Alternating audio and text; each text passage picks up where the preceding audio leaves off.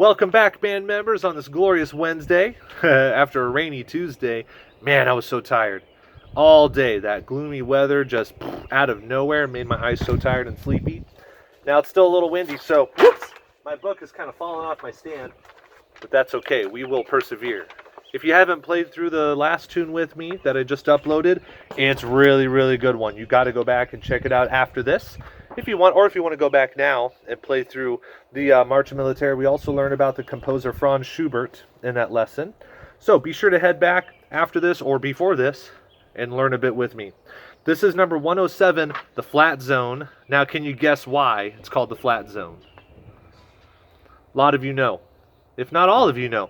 There's going to be a flat note in this, okay? So in this case, for a lot of us, it's going to be the concert D flat. If you look at your brand new note, there's the fingering for those of us in brass land. We got 2 and 3. For trumpets, yours is written like an E flat, I'm pretty sure. So E flat right there. Trombone, baritone, tuba, we have D flat. Same thing for those valve players, tubas and baritones, bam, rock on, 2 and 3. Trombones. I have my trombone out today because I want to show you this is a point when things get a little wobbly. 5th position on a trombone is sort of this purgatory zone where right, I'm in 1st position playing F, then 2nd, then 3rd, then 4th, then 5th. You're going to have to fish around for it a little bit. I'm going to play the note with everybody in a sec. But when you're in 5th position, so I'm trying to just get the best angle I can.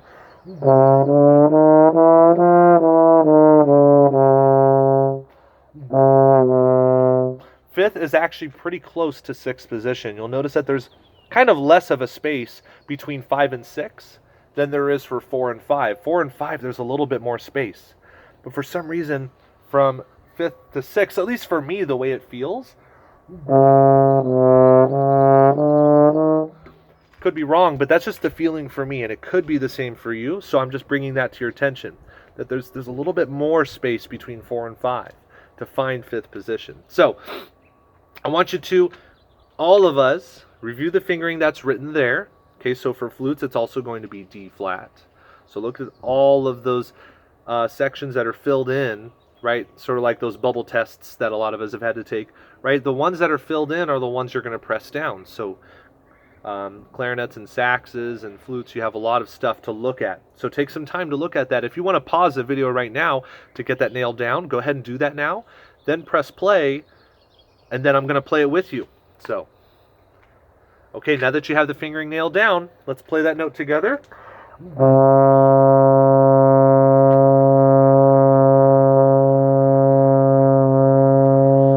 Again, take a clean breath. All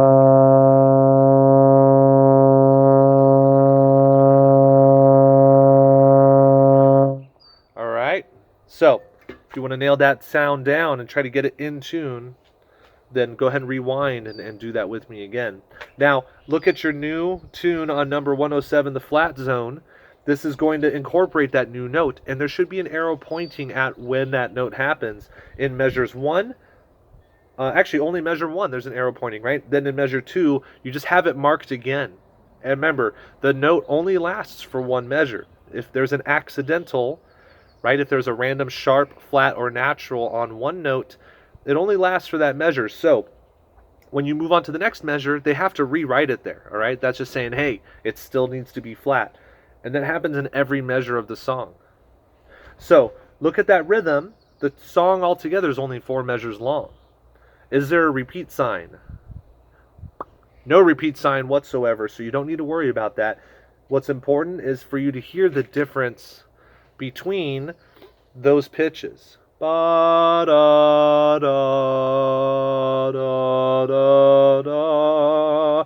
Now look at your key signature on measure 3. On beat 1 and measure 3, it's very important. You've got to look at that note. So in your key signature, for those of us in flute, low brass, and percussion land, you have 3 flats, right? You have an A flat. So flutes, watch out for that left pinky. So remember that A flat is like playing G, right? but you add the left pinky. All right, that's going to make it an A flat for you. It's going to raise the pitch a little bit from G. Okay. Now look at measure 3. You have an arpeggio sort of pattern, right? A flat, D, A flat, F, D flat. That's really important. So get that transition down. You can do that. You can work on the fingerings before you actually play. And then now it's time for you to pause the video. If you want to work on the fingering a little bit, go ahead and do that while the video is paused. Pause the video right now, okay? And go ahead and sight read the song on your own.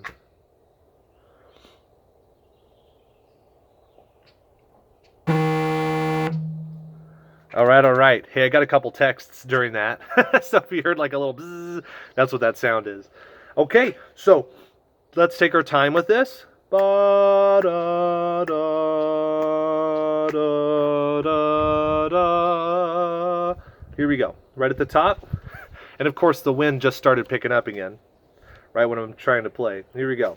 I'll play with you, everybody. 1, 2, ready, go.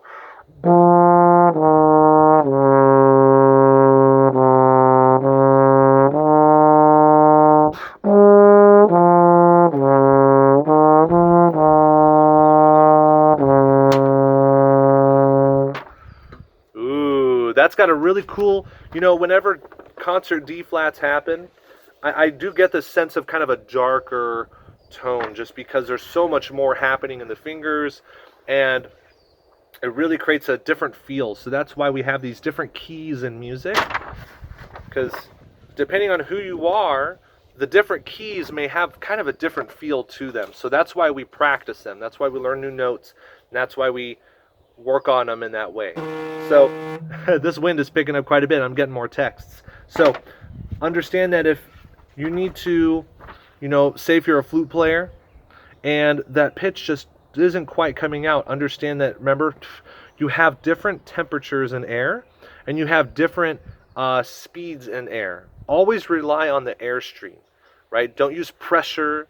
Don't tense up. If anything, you should add maybe a little bit more pressure when you're pressing down on any keys that have a pad on them. Remember, this is the time of year where pads kind of wear down a little bit because we've been playing all year long. We're coming close to the end of the school year. So understand that if it feels like a note isn't quite coming out, with those first 3, 1, 2, 3, 1, 2, 3, if you're using those, press just a little firmer, not a whole lot, but press down a little harder, and that especially with the right ring finger, because there's not as much pressure that can happen there naturally. So press a little firmer, and you might get a better seal on those keys, and the tone will come out a little bit easier, right? So that's the idea, is to kind of train those fingers to press firmly, but not tensely, just firm, and confident. Now, for trombone players, know that sometimes you will have to fish around to find where it's more in tune in D flat. So if you need to, go ahead and play in tune with me and kind of find where it sounds the best, and just like this right here. All right, that's the lesson for the day. If you haven't looked at Marche Militaire with me, go back and learn from that. That's a really, really good tune. And it has a lot of activity in it, lots of eighth notes jumping around. So I'll see you tomorrow, band. Thanks for keeping up the practice. Peace out.